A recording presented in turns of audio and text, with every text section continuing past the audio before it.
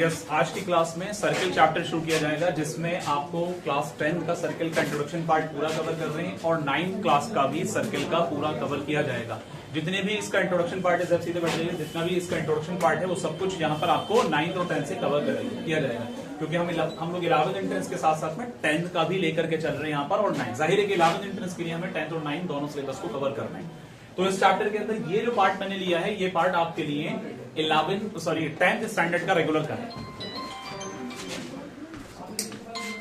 Circle के अंदर हम जानेंगे कि सर्किल बेसिकली क्या है। इस बात को सब लोग जानते हैं। ये अभी मैं कुछ प्रॉपर्ली गर्ल्स बात नहीं, मैं अभी प्रॉपर्ली सारी चीजें 1 to 1 बताऊंगा, लेकिन फिलहाल मैं यहाँ पर स्टार्ट नहीं कर रहा हूँ कि कुछ फॉर्मूले भी आपको बताए जाएंगे कि सर्किल के अंदर हम लोग कौन कौन से फॉर्मूलों को कवर करने वाले हैं। और सर्किल से रिलेटेड एक एरिया रिलेटेड टू सर्किल के नाम से चैप्टर 12 क्लास 10 की बुक के अंदर है, वो भी उससे रिलेटेड फॉर्मूले आपको बताए जाएंगे। उसके अंदर सेक्टर है, सेगमेंट है, और आपके वहां पर माइनर सेगमेंट और मेजर सेगमेंट और माइनर सेक्टर, मेजर सेक्टर, ये सारी चीजें हम पीछे पढ़ चुके हैं, लेकिन यहाँ पर भी बताई जाएंगी। लेकिन फिलहाल हम जो इंट्रोडक्शन पार्ट जो कवर कर रहे हैं वो सर्किल का कवर कर रहे हैं, जो क्लास 10 का चैप्टर है। असल में इस चैप्टर के अंदर बच्चों आपके पास में यहाँ circle and line the plane, ये जो चीज है यहाँ समझ रहे हैं, क्योंकि जो क्लास 10 के सर्किल के चैप्टर में आने वाली ये चीजें, बेटा सुनिएगा, जो चीजें आने वाली हैं उसके अंदर यहाँ पर हम 3 लाइन के ऊपर सर्किल को कनेक्ट करते हुए चीजों को जानेंगे। तो सबसे पहला स्टेप हमारा ये होगा कि एक जगह तो वो लाइन सर्किल से टच ही नहीं होती है, एक जगह पर वो लाइन सर्किल से टच नहीं होती है। अब इसके अंदर एक कंडीशन है कि सर्किल के किसी एक जगह पर वो लाइन टच होती है। तीसरी कंडीशन है कि सर्किल के 2 जगह पर वो लाइन टच करती हुई जाती है। तो इसको हम क्या कहेंगे, इसको क्या कहेंगे, इसको क्या कहेंगे? तो सबसे पहला point they can be non intersecting.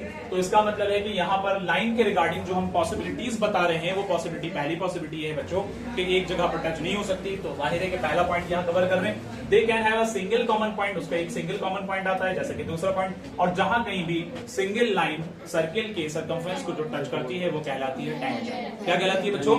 Tangent कहलाती है। क्या कहलाती है ताबिश? टेंजेंट। इसी तरह से आगे बढ़ते हैं। They can have 2 common point, जिसके 2 कॉमन पॉइंट्स आएंगे। In this case the line cut the circle, वो सर्किल को कट करेंगे 2 कॉमन पॉइंट के ऊपर। तो जाहिर है कि वो कहलाएगा सीकेंड, वो सीकेंड कहलाएगा, यानी वो इंटरसेक्ट करता हो जाएगा। जो कोड वाली कंडीशन है वो सर्किल के अंदर में रहता है, वो कंप्लीट वहां पर क्रॉस नहीं करता है। यहां पर लाइन क्रॉस करते हुए आगे जाएगी, तो जाहिर है कि ये लाइन 2 कॉमन पॉइंट इसके अंदर निकलेंगे, तो वो कहलाएगा सेकेंड। तो आपको ऐसे याद रखने बच्चों, ये जो है आपका क्या है? टेंजेंट कहलाएगा। ये आपका क्या कहलाएगा? टेंजेंट। और ये जो कहलाएगा आपका सीकेंड कहलाएगा। इसी तरह से बच्चों ये आपकी नॉन इंटरसेक्टिंग लाइन कहलाएगी। तो लाइन के रिगार्डिंग सर्किल की 3 कंडीशंस बन रही हैं, पहली बात। दूसरी बात ये रहेगी, आगे जानेंगे कि टेंजेंट असल में कैसे कहते हैं, सीकेंड असल में कैसे कहते हैं, टेंजेंट और सीकेंड का सर्किल के साथ में क्या रिलेशन होता है, कब अगर रेडियस के ऊपर से टच होकर के जाएगा या रेडियस इसके ऊपर डाला जाएगा तो तब उस वक्त क्या कंडीशन होगी, ये सारी थ्योरम्स वगैरह सब कुछ बताई जाएगी। ठीक है, अगर आप चाहें तो कोई बच्चा अपने मोबाइल से फोटो भी ले सकता है, ग्रुप में डालने। बाकी आपको ये पीडीएफ आज ग्रुप में मिल भी जाएगी, तो उससे आपका प्रैक्टिस भी हो जाएगी। ठीक है, और जो चीज नोट करने वाली होंगी वो मैं अभी करवा दूंगा। ठीक है, यहां तक क्लियर है सबका? अब इसमें टेंजेंट की अगर हम बात करें तो टेंजेंट बेसिकली आपके पास में यहां पर कह रहे हैं कि समझे बच्चों, a tangent to a circle is a line that touches the circle at exactly 1 point. For every point of the circle there is a unique tangent passing through it. इसका मतलब है कि टेंजेंट, जैसे कि मैंने फिगर में आपको पहले भी दिखाया है, यहाँ पर सर्किल के किसी एक पॉइंट को टच करते हुए जो लाइन जाती है वो आपका टेंजेंट कहलाता है। और टेंजेंट जो होता है, जिस जगह पर वो टच करती है वो लाइन, वो कहलाता है पॉइंट ऑफ कॉन्टैक्ट। क्या कहलाता है? Point of contact. क्या कहलाता है बच्चों? Point of contact. इतना याद रखना है। बाकी ये पूरी लाइन यहाँ पर टेंजेंट की हो गई है। बात क्लियर? क्योंकि ये सर्किल के एक पॉइंट पर टच कर रही है। तो ये था हमारा टेंजेंट। इतना क्लियर? अब इसके बाद में आगे बढ़ते हैं। सीकेंड क्या होता है बच्चों? सेकेंड जो होता है आपका सर्किल के 2 पॉइंट पर जो टच करता है। Secant to a circle is a line that has, वो लाइन है सर्किल के अंदर से जो टच करते हैं 2 पॉइंट पे, 2 कॉमन पॉइंट पे। एक बी आता है और एक ए आता है, कोई भी नाम हो सकता है। With the circle it cuts the circle eight 2 points. ये सर्किल को 2 पॉइंट्स पे कट करता है, forming a code of the circle, और वो एक तरह से कोड भी वहां पर बनाता है। जाहिर है कि मैंने आपको बताया कि ये कोड की शक्ल में है तब जब यहाँ पर क्रॉस नहीं कर रहे हैं, इंटरसेक्ट करते हुए आगे बढ़ता है, तो जाहिर है पूरी एक लाइन कंसिडर की जाएगी और ये लाइन सेकेंड कहलाती है। बात समझ में? अब इसके बाद में जो मैंने जो बच्चे अभी थोड़ा सा लेट आए, बस मैं वर्बली इतना बता देता हूँ, एक बार फिर से रिपीट कर देता हूँ, जरा एक बार गौर से देख लेगा। यहाँ पर 3 चीजों के बारे में पढ़ने वाले हैं, कैफ और अरफात। देखो ये 3 कंडीशन हमारे सामने रहेंगी। एक कंडीशन बच्चे यहीं से मैंने इंट्रोडक्शन शुरू किया, एक कंडीशन है कि लाइन सर्कल के ऊपर कहीं पर भी टच नहीं होगी, वो नॉन इंटरसेक्टिंग लाइन कहलाएगी। अयान उसके बाद सर्कल के ऊपर एक जगह पे जो लाइन टच होती है वो लाइन कहलाती है टेंजेंट, और जिस जगह पे वो टच होती है वो पॉइंट कहलाता है बच्चों पॉइंट ऑफ कॉन्टैक्ट। क्या कहलाता है? पॉइंट ऑफ कॉन्टैक्ट कहलाता है। इतना याद रखना, क्या कहलाता है? ये पॉइंट ऑफ कॉन्टैक्ट कहलाता है। तो इस तरह से बच्चों यहाँ जो है आपके पास में एक चीज मैंने ये बताई है कि लाइन टच नहीं हो रही है, ये इंट्रोडक्शन से शुरू किया है। एक चीज ये बताइए, दूसरी चीज एक लाइन सर्किल पे एक जगह पे टच हो रही है तो वो पॉइंट ऑफ कॉन्टैक्ट होता है, जिस जगह पे टच होती है वो लाइन टेंजेंट कहलाती है। इस लाइन को हम क्या बोल रहे हैं बच्चों? टेंजेंट कह रहे हैं। एक चीज ये जाननी है। दूसरी चीज ये जाननी है कि अगर 2 पॉइंट पर टच होती है और 2 कॉमन पॉइंट आते हैं, ये वाला और ये वाला, तो इसका मतलब ये लाइन जो है सेकेंड कहलाएगी। तो इस तरह से पहले तो ये जानना है कि सेकेंड क्या है, टेंजेंट क्या है। इतना सबका clear?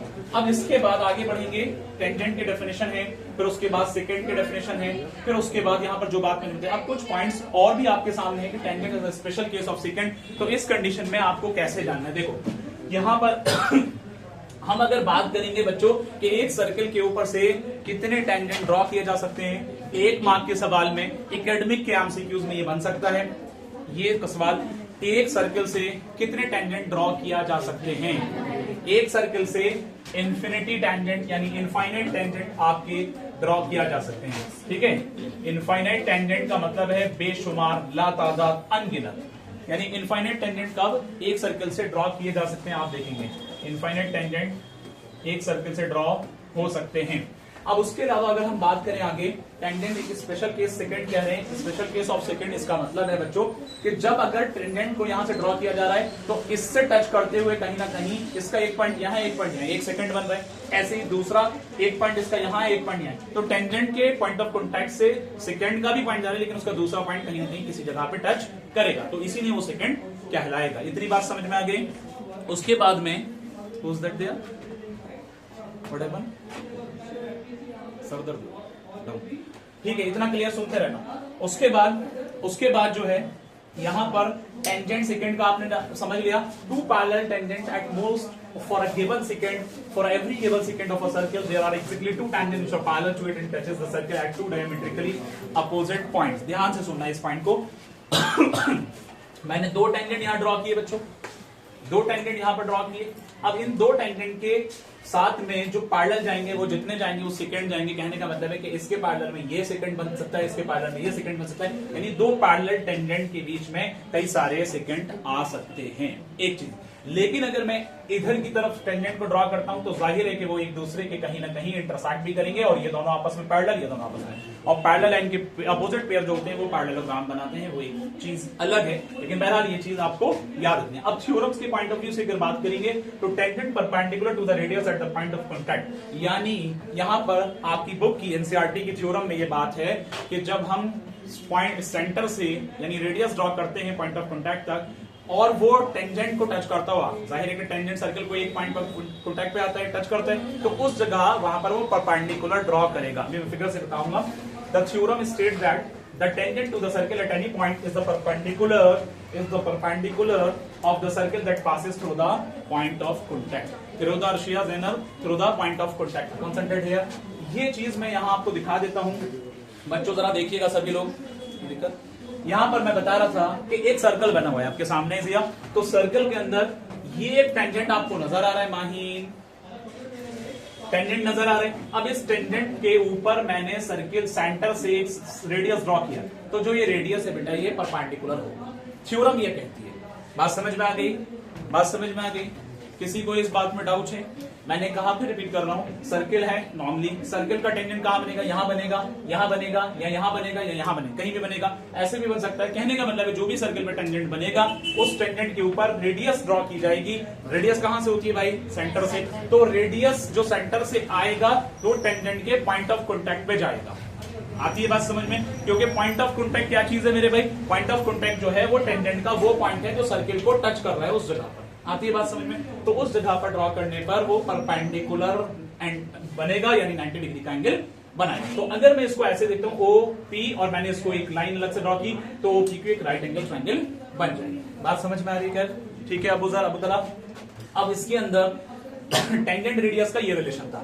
O is the centre, बहरहाल डिटेल में बताया गया है। यहाँ पर ओपी परपेंडिकुलर हो रहा है एक्स वाई के ऊपर। The number of the tangent drawn from a given point. कुछ चीजें और भी आपको बता देते हैं। फर्स्ट पॉइंट में है if the point is in interior region of the circle any line through that point will be a secant, so no tangent can be drawn to a circle which passes through a point that lies inside it. इस बात का मतलब क्या होता है भाई? मैंने जो स्टेटमेंट पढ़ा, अगर आप लोग जज कर पा रहे हैं जल्दी से मुझे 1 मिनट के अंदर बताएं। कोई बच्चा इसमें से इसको समझा दे मुझे फर्स्ट पॉइंट जल्दी से। नहीं, बहुत बेसिक सी लैंग्वेज में लिखा है। शारिक बताओ। कैफ या एम? हाँ जी, सेकेंड आ सकते हैं। बिल्कुल कॉमन सेंस वाली बात है कि अगर हम सर्किल के अंदर की तरफ से टेंजेंट डालने की कोशिश करेंगे माहीन, जैनब एंड अर्शिया बेटा, तो वो वहां पर टेंजेंट नहीं माना जाएगा, इसलिए कि सर्किल के सर्कमफ्रेंस को वो 2 जगह पर टच कर देगा। तो प्यारे बच्चों, जब वो 2 जगह पर टच कर देगा तो वो टेंजेंट नहीं होगा, वो बल्कि क्या होगा जैब? सेकेंड होगा। बात समझ में आ रही है? फोकस इधर ही है, पक्का। अब मैं बात कर रहा था यहाँ पर इस पॉइंट के बाद में, देख सकते हैं आप लोग, मैंने एक यहां से कनेक्ट किया तो भाई यहां पर 2 जगह पे टच हो रहा है और मैंने एक जगह 2 जगह ये टच हो रहा है। फिर जाहिर है कि इसको भी, तो मैंने हर बार ये देखा, हर बार ये कोशिश की, इसको 3 लाइन को ड्रॉ करके देखा तो हर बार ये सेकेंड बन रहा है। इंटीरियर में ड्रॉ करने के बाद वो टेंजेंट नहीं बन सकता है, वो सर्किल के सर्कमफ्रेंस पे आता है और किसी एक जगह पे टच करता है। जैसे अगर मैं टेंजेंट इसमें ड्रॉ करूंगा तो यहां से होगा, आप मेरी बात समझे, ऐसे करके आएगा या ऐसे करके आएगा। क्लियर? आगे देखते हैं। When a point of tangency lies on the circle, there is exactly one tangent to a circle. अब दूसरी कंडीशन, जब अगर हम किसी एक पॉइंट को सर्किल पे लाई करते हैं, वहीं बेटा सुनने की जरूरत है, समझने की जरूरत, कंसेप्चुअल है, इंट्रोडक्शन पार्ट है आपका, स्टार्टिंग से एकेडमिक भी कवर हो रहा है। तो मैंने कहा कि जब कोई एक सर्कल के सर्कमफ्रेंस को टच करता है तो उस जगह पर बच्चों वो टेंजेंट बन जाता है। क्यों? क्योंकि सर्कल के सर्कमफ्रेंस को किसी एक ही पॉइंट पे टच करेगा, 2 पॉइंट पे नहीं करेगा। अगर एक पॉइंट पे करेगा यार तो वहां पर क्या बनेगा? टेंजेंट बनेगा। अगर 2 पॉइंट पे करेगा तो वहीं क्या बनेगा? सेकेंड। इतनी बात याद रहेगी। और ये बात भी मैंने बता दी, 1 मार्क में क्वेश्चन कभी कभी पूछ रहा है भाई कि सर्किल के ऊपर टेंजेंट कितने ड्रॉ किए जा सकते हैं एक सर्किल, तो इनफाइनाइट टेंजेंट बन सकते हैं, पॉसिबल है। इसके बाद आगे बढ़ते हैं। यहां पर a tangent passing through a point lying on the circle, एक कंडीशन। तीसरी condition, when the point lies outside of the circle there are accurately 2 tangent to a circle through it। एक और बात इंपॉर्टेंट बता देता हूं, जब हम किसी बाहर के पॉइंट से, अभी मैं फिगर दिखाऊंगा, मेरी बात को पहले सुन लें, जब हम किसी सर्किल के बाहर एक्सटीरियर पॉइंट से टेंजेंट ड्रॉ करने की कोशिश करेंगे तो उस जगह पर सर्किल के ऊपर 2 टेंजेंट बन सकते हैं। It is possible. कैसे? मैं दिखाता हूं। जैसे कि आपको ये फिगर दिख रहा है, ये एक्सटीरियर पॉइंट है सर्किल का और यहां से मैंने टेंजेंट ड्रॉ किया, यहां से दूसरा टेंजेंट ड्रॉ किया। अब इसके अलावा अगर मैं चाहूं तो यहां से मैं ड्रॉ करूं तो ये क्रॉस कर जाएगा, तो टेंजेंट नहीं होगा। 2 से ज्यादा किसी भी एक्सटीरियर पॉइंट से 2 से ज्यादा टेंजेंट नहीं ड्रॉ हो सकते। बात क्लियर सारे? ठीक है, आगे बढ़ते हैं। यस असलान। नेक्स्ट होगा length of tangent. The length of the tangent from the point से P, यानी जो ऊपर वाला पॉइंट था से P to the circle is defined as a segment of the tangent from the external point P to the point of tangency I with the circle. In this case PI is the tangent length. हालांकि वो I mention है, ये T है, लेकिन आप कह सकते हैं अब आगे हो गए इस तरह का फिगर आप देखेंगे। ये जो कहलाएगा टेंजेंट की लेंथ कौन सी होती है असल में, ये बात बड़ी इंपॉर्टेंट समझ। अब कुछ बच्चा सोच रहे कि भाई लाइन को यहां तक आ रही, तो जाहिर है कि जहां से शुरू किया जो कि इनिशियल पॉइंट है प्यारे बच्चों, और जो पॉइंट ऑफ कांटेक्ट है वहां तक टेंजेंट की लेंथ मानी जाती है। आगे का जो जा रहे हैं वो जाने दो। बात समझ में आ रही है? टेंजेंट की लेंथ कितनी होगी? पॉइंट ऑफ कांटेक्ट से लेकर के जहां से शुरू किया, जो इनिशियल पॉइंट है वहां से लेकर के पॉइंट ऑफ कांटेक्ट, इतनी बात याद रहती है। आगे बात आती है length of tangent drawn from external point. ये बात मैं बता चुका था पहले, जैसे कि यहां आपको सामने फिगर नजर आ रहा है P ये T2 कर लेते हैं, तो ये दोनों आपस में, ये T2 है बेटा, P1 is equal to P2। जब कभी भी किसी भी एक्सटर्नल पॉइंट से टेंजेंट डाले जाएंगे किसी सर्किल के ऊपर तो वो 2 ही बनेंगे और उन दोनों की लेंथ आपस में इक्वल होगी, उन दोनों की लेंथ आपस में इक्वल होगी। ये छोटी छोटी चीजों को याद रखना है, सब अप्लाई होंगी। ठीक है, आगे बढ़ते हैं। Thus the two important theorem in class 10 math chapter 10 circle are theorem 10.1 the tangent at any point of a circle is perpendicular to the radius through the point of a contact। ये बात मैं आप लोगों को बता चुका हूं कि रेडियस जब हम सर्किल के अंदर जो ड्रॉ कर रहे हैं उसके पॉइंट ऑफ कॉन्टैक्ट पे डालते हैं तो वो हमेशा परपेंडिकुलर जाता है। थ्योरम नंबर 1 ये थी। इसके बाद में कुछ थ्योरम 2 है। The length of the tangent drawn from an external point to a circle are equal. जैसा कि मैंने अभी डिस्कस किया था, इसके अंदर ध्यान देना, मैंने कहा कि अगर कोई बाहरी पॉइंट से, कोई एक्सटीरियर पॉइंट से, कोई एक्सटर्नल पॉइंट से अगर टेंजेंट ड्रॉ की जाएगी तो जितनी टेंजेंट ये लेंथ होगी उतना ही लेंथ इसकी भी होगी। तो आपकी बुक के अंदर ये दो थ्योरम अवेलेबल हैं। इतना सब तक क्लियर? आगे बढ़ते हैं। थ्योरम क्लियर होने के बाद कुछ इंटरेस्टिंग फैक्ट्स हैं सर्किल के बारे में और कुछ प्रॉपर्टीज हैं जो कि यहाँ पर लिस्टेड किए गई। आप लोगों को समझा देता हूं और एटलीस्ट इस पॉइंट को आप कम से कम यहाँ पर नोट करें। डिस्कस करते हैं। इसमें कुछ फैक्ट्स हैं और यहाँ आपको into concentric circles the code of the larger circle which touches the smaller circle is bisected eight the point of contact. मतलब ऐसे समझे कि यहाँ पर जो है बच्चों कि अगर मैंने, जरा सुनिएगा सभी लोग, अगर मैंने एक छोटा सर्किल और एक बड़ा सर्किल बनाया लेकिन कॉन्सेंट्रिक है। कॉन्सेंट्रिक मतलब बेटा यस जिनका सेम सेंटर होता है। मतलब एक सर्कल मैंने यहां बनाया और ये सेंटर के साथ में एक दूसरा सर्कल मैंने यहां बनाया। This is rough figure. तो अगर मैं बात करता हूं into concentric the code of the larger circle. Larger circle का कोड जो होगा भाई वो ऐसे ही तो बनेगा। ये मान लीजिए यहां से बन रहा है ऐसे करके, इसमें कह रहे हैं विच touches the smaller circle is bisect eight the point of contact, और यहाँ पर बाइसेक्ट करेगा और टच करेगा। ये क्लास 9 और 10 की दोनों बातों को कवर कर रहा है, क्योंकि क्लास 9 की एक थ्योरम में हम लोगों ने पढ़ा है कि जब वहां पर सर्किल के पॉइंट ऑफ कॉन्टैक्ट पे आता है तो वो बाइसेक्ट करता है अगर जब हम परपेंडिकुलर डालते हैं कोड के ऊपर, किसी कोड के ऊपर। ये एक कंडीशन थी। लेकिन ये बड़े सर्किल के लिए कोड है और छोटे सर्किल के लिए एक तरह से ये टेंजेंट का काम कर रहा है। बात समझ में आती है? कॉन्सेंट्रिक सर्किल जिनका सेम सेंटर होता है, कॉमन सेंटर होता है। दूसरे पॉइंट में कह रहे हैं बच्चों the tangent drawn at the end of a diameter of the circle are parallel. मतलब the tangent drawn at the end of a diameter arcs of a circle are parallel. यानी इस बात का क्या मतलब हुआ, जो टेंजेंट ड्रॉ की जाती है eight the end of a diameter, diameter के एंड पर। मतलब डायमीटर के एंड पर कैसे ड्रॉ होगा भाई? डायमीटर क्या होता है? जो सर्किल के सेंटर को क्रॉस करते हुए जाता है। अब जाहिर है कि वहां पर बोल रहे हैं of the circle are parallel. For example कि मैंने यहाँ पर ये टेंजेंट है, ये डायमीटर है और मैंने यहाँ से टेंजेंट ड्रॉ किया, यहाँ से टेंजेंट, तो वो आपस में क्या होगा? पैरेलल होगा। ये वाला सर्किल, ये वाला टेंजेंट इस डायमीटर के पैरेलल होगा और ये टेंजेंट इधर जाएगा। बना के दिखा दूं, जैसे कि ये आपने एक टेंजेंट बनाया इधर से एक टेंजेंट बनाया, ये यहाँ पॉइंट ऑफ कॉन्टैक्ट से, और ये आपका डायमीटर था। तो कहीं ना कहीं इस डायमीटर से ये पैरेलल है, कहीं ना कहीं ये डायमीटर से ये वाला पैरेलल है और ये आपस में भी एक दूसरे के पैरेलल है। बात समझ में आती है? अगला पॉइंट है बच्चों The perpendicular at the point of contact to the tangent of a circle passes through the center। तो ये बात भी आपको पहले बता दी गई। अगली बात है the angle between the two tangent drawn from an external point to a circle of is supplementary to the angle subtended by the line segment joining the points of the contact at the center। क्या मतलब हुआ भाई इसका? Angle between the two tangent, दो tangent के बीच में जो angle बनेगा जो एक एक्सटर्नल पॉइंट से आता है। जैसे अभी हमने पीछे दिखाया था ना, जैसे कि ऐसे समझो ये आपका एक एक्सटर्नल पॉइंट है, इसका नाम है P, ऐसे मान लीजिए, ठीक है। अब यहां से मैंने एक टेंजेंट ड्रॉ किया, ऐसे समझो, यहां से, और यहां से दूसरा टेंजेंट मैंने ड्रॉ किया बच्चों। अब कह रहे हैं कि दोनों टेंजेंट के बीच का जब डिस्टेंस हम ज्वाइन करेंगे तो वहां पर जो है क्या बोल रहे हैं, point of contact circle supplementary to the angle subtended by the line segment joining the point of contact. भाई इसका पॉइंट ऑफ कॉन्टैक्ट ये रहा Q और इसका पॉइंट ऑफ कॉन्टैक्ट ये रहा R। जब मैं दोनों पॉइंट ऑफ कॉन्टैक्ट को मिलाऊंगा तो ये सप्लीमेंट्री एंगल बनेगा, इसका मतलब 180 डिग्री का एंगल बनेगा। बात समझ में आती है? तो ये इस पॉइंट का मतलब था। आगे कहते हैं बच्चों the parallelogram circumscribing a circle is a rhombus. क्या है बेटा, फोकस करने की जरूरत है प्लीज। मैं कह रहा हूं the parallelogram circumscribing a circle is a rhombus. वो पैरेललोग्राम जो सर्किल के अंदर बना हुआ है वो क्या हो जाता है? अगर वो सर्कमस्क्राइब कर रहा है तो इसका मतलब वो रोम्बस हो जाता है। पैरेललोग्राम में क्या होता है, मैं कह रहा था कि यहाँ पर एक पॉइंट ये क्लियर है। अगला पॉइंट है the opposite sides of a quadrilateral circumscribing a circle subtend supplementary angles at the centre of the circle. तो ये बात वही आती है। एक कंडीशन क्लास 9 की यहाँ कनेक्ट करती है, इधर सुनिएगा, कि जब हम आपका एक साइक्लिक क्वाड्रिलेटर होता है। साइक्लिक क्वाड्रिलेटर किसे कहते हैं भाई? साइक्लिक क्वाड्रिलेटर किसे कहते हैं? जिसके चारों पॉइंट सर्किल पे सर्कमफ्रेंस पे टच करते हैं। क्लास 9 में हम लोगों ने पढ़ा है, अभी याद आएगा, भी उसके कुछ पॉइंट्स कवर कराएंगे और जो मैंने शीट्स दिए उसके अंदर भी कुछ पॉइंट्स रहेंगे। तो वहां पर साइक्लिक क्वाड्रिलेटर में अपोजिट एंगल जो होते हैं वो आपस में क्या होते हैं भाई?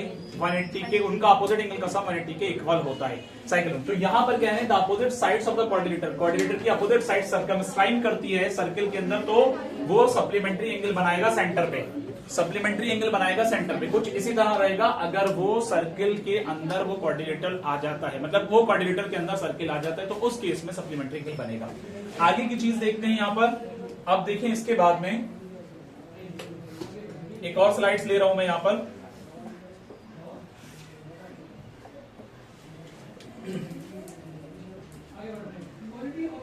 ओके, कुछ फॉर्मूले हैं, कुछ इंपॉर्टेंट पॉइंट्स हैं जो कि 9th क्लास से हम यहाँ पर कवर कर रहे हैं। हालांकि थोड़ा सा ये खराब हो रहा है, यहाँ पर प्रॉपर नहीं आ रहा है, लेकिन मैं कोशिश करूंगा पढ़ करके। शीट्स आप लोग के पास में है, आप लोग देखेंगे Zainab Arshiya. A circle is a collection, यहाँ पर सर्किल की डेफिनेशन बताई गई है बच्चों, जरा सुन लीजिएगा, शीट्स मैंने दे दिया आपको। A circle is a collection of all points in a plane which are equidistant from a fixed point in the plane। कहने का मतलब है एक फिक्स पॉइंट से जो पॉइंट ऑफ कलेक्शन आता है, ड्रॉ किया जाता है, वो आपका सर्किल कहलाता है। ठीक है, आगे बोल रहे हैं equal chords of a circle और congruent circle subtend equal angles at the centre. यानी इसका सेकंड पॉइंट को कुछ ऐसे समझे बच्चों, मैं बता देता हूं एक एक करके। सेकंड पॉइंट को ऐसे समझो कि जब एक सर्कल है, उस सर्किल के अंदर अगर कोड्स इक्वल है, यानी एक कोड ये है बच्चों, या ये दो सर्किल हो सकते हैं, एक कोड ये। अब क्या है, कॉन्ग्रुएंट कहा गया है equal chords of a circle या और of congruent circle subtend equal angles at the centre. अब ये दोनों आपस में बराबर हैं, जैसे ए बी और सी डी आपस में इक्वल हो गए। इफ कंडीशन क्या है, if A B is equal to C D, तो उस केस में जो सेंटर पे एंगल बनेंगे, यहां से यहां और यहां से यहां, यहां से यहां और यहां से यहां, तो ये दोनों आपस में इक्वल एंगल आएंगे। मेरा कहने का मतलब है यानी यहाँ पर AOB इक्वल होगा COD के। ये कब होगा, जब ये दोनों कोड्स इक्वल हो जाएंगे ऐसे में। और ये दो डिफरेंट सर्किल के अंदर भी दिखाया जा सकता है, लेकिन कंडीशन है कि वहां पर कोड्स इक्वल हो।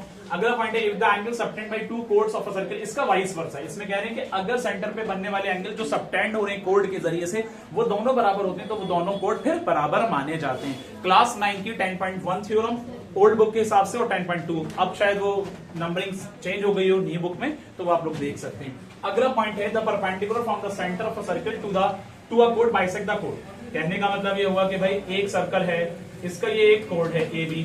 अब अगर मैं सेंटर से यहां पर परपेंडिकुलर डालता हूं, यानी सेंटर पर रेडियस से यहां पर डालता हूं एक पॉइंट जिसका नाम मैंने P रखा, तो जाहिर है कि AP बराबर हो जाएगा बच्चे PB के, और यहाँ 90 डिग्री का बनाएगा। इसकी बात समझ में आती है। इसका वाइस वर्सा भी होगा, the line drawn through the centre of a circle bisect the code. मैंने दोनों बातें इसमें कवर की, मैं फिर रिपीट करता हूं, सभी लोग देखिएगा। सेंटर से अगर मैं रेडियस डालता हूं एक कोड के ऊपर, तो वो रेडियस परपेंडिकुलर होगा, 90 डिग्री का एंगल बनाएगा। और दूसरी बात कह रहे हैं कि अगर यहां पर परपेंडिकुलर बनाता है 90 डिग्री, तो उस केस में ये बाइसेक्ट करेगा। उस केस में क्या करेगा बच्चों, बाइसेक्ट करेगा। दोनों पॉइंट कवर। अगला पॉइंट है there is one and only one circle passing through the three non coordinate points. इसको मैं आपको एनसीईआरटी के फिगर से समझाऊंगा, वो आपकी बुक के अंदर अवेलेबल है सारे पॉइंट्स। ठीक है, अगला पॉइंट है equal chords of a circle और congruent are equidistance from the centre और कॉरस्पॉन्डिंग सेंटर। यानी कह रहे हैं कि जो कोड्स इक्वल हैं वो इक्विडिस्टेंस होते हैं सेंटर से। मतलब कहने का ये हुआ कि सेंटर से इक्विडिस्टेंस, यहां पर ऐसे समझे कि अगर एक सर्कल है, यहां आपने रखा इसका नाम PQ और इसका नाम रखा RS, ऐसे समझे। तो अगर ये आपस में इक्वल हैं, तो सेंटर से इक्विडिस्टेंस होंगे। सेंटर से इक्विडिस्टेंस का सेंस क्या जाता है भाई, यहां से यहां और यहां से यहां, जो मैंने लाइनिंग ड्रॉ करी है, ये जो चीज है, जाहिर है कि आपस में रेडियस भी है, तो आपस में ये दोनों भी चीजें इक्वल हो जाएंगी। ये क्लास 9 की चीजें हैं, सब बेसिक हैं जो आप लोग पढ़ चुके हैं। अगला है if two arcs of a circle are congruent then their corresponding chords are equal, and conversely if two chords of a circle are equal then their corresponding are congruent। R की बात की जा रही है कि अगर ये कोड इक्वल है दोनों, तो कॉरस्पॉन्डिंग आर्क ये वाला, ये आर्क बन रहा है यहां से यहां, और ये आर्क बन रहा है, ये आपस में इक्वल होगा। और इसका वाइस वर्सा है, अगर ये आर्क आपस में इक्वल है दोनों की लेंथ, तो ये कोड इक्वल हो जाएंगे। ये कुछ छोटी छोटी चीजें हैं जो आप लोग को याद रखनी है। आगे कह रहे हैं congruent arc of circle subtend equal angles of the centre. तो कॉन्ग्रुएंट आर्क जो होते हैं वहां से सर्किल पर इक्वल एंगल बनते हैं। मेरा कहना है कि भाई PQ और SR जो है कॉन्ग्रुएंट आर्क है, ये माइनर आर्क है ना दोनों, तो यहां से जो एंगल इस कोड के जरिए से जाएगा सेंटर पे, वो इक्वल हो जाएगा। ठीक है, ये छोटी छोटी चीजें। नेक्स्ट आता है the angle subtend by an arc. इसका अगला है the angle subtended by an arc at the centre is double the angle subtended by it any point on the remaining part of the circle. ये कह रहे हैं कि centre पे जो एंगल बनते हैं वो डबल होता है रिमेनिंग पार्ट पे जो कोड के जरिए से एंगल बन रहा है एक ही सेगमेंट के अंदर। आपकी थ्योरम 10.8 हुआ करती थी पुरानी बुक के अकॉर्डिंग। कुछ इस तरह से यहाँ पर रहता है, ऐसे समझो, फिगर से समझाता हूँ कि जैसे आपने एक सर्कल बनाया, अब मान लीजिए कि यहां से आपका जो सेंटर पे एंगल बनेगा, यहां से आपने ड्रॉ किया ए बी, और उसके बाद में एक एंगल ऐसे बन रहा है, ध्यान से देखना, ये करके आ रहा है। अब इसी के साथ में यहां से आपके पास में सेंटर से एक और एंगल बन रहा है, तो इस तरह से समझेंगे ये चीज। जो एंगल यहां पर होगा जितने का भी, तो सेंटर वाला उसका डबल होगा। आती है बात समझ में? तो सेमी सेगमेंट के अंदर आ रहे हैं, है ना, ये आपका माइनर है, इधर वाला मेजर है। सेमी सेगमेंट के अंदर जब भी सेमी सेगमेंट के अंदर रहेंगे तो इस तरह से, और सेम सेगमेंट के अंदर एंगल इक्वल होते हैं, एक कंडीशन ये। लेकिन ये वाली कंडीशन मैंने क्या बताया कि जो सेंटर पे एंगल बने डबल बनेगा, रिमेनिंग पार्ट पे कहीं पर भी बने। अब मैं इसको ऐसे यहां पर बना दूं तो तब भी ये वाला इससे डबल आए, मतलब सेंटर वाला डबल आएगा इसके, या मैं इधर बना दूं। बात समझ में आती है?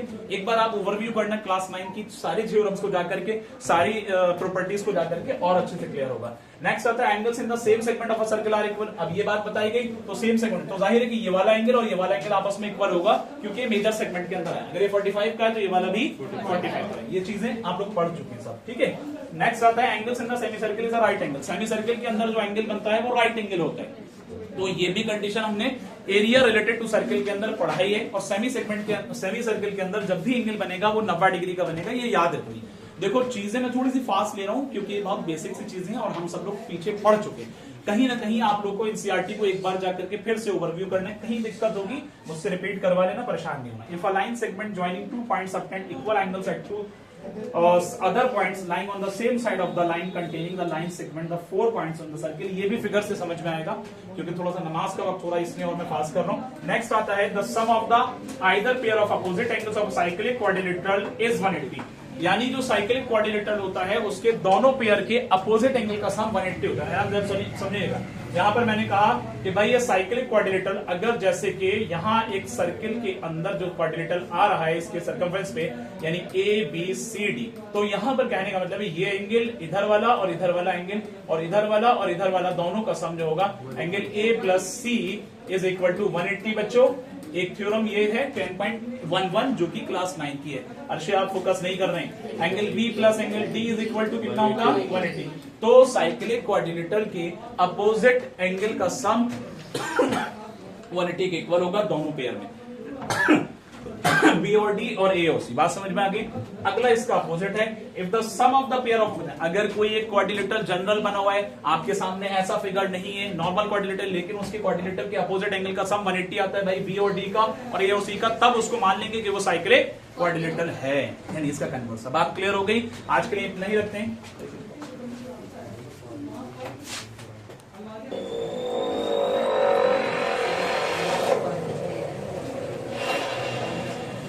Area related to circle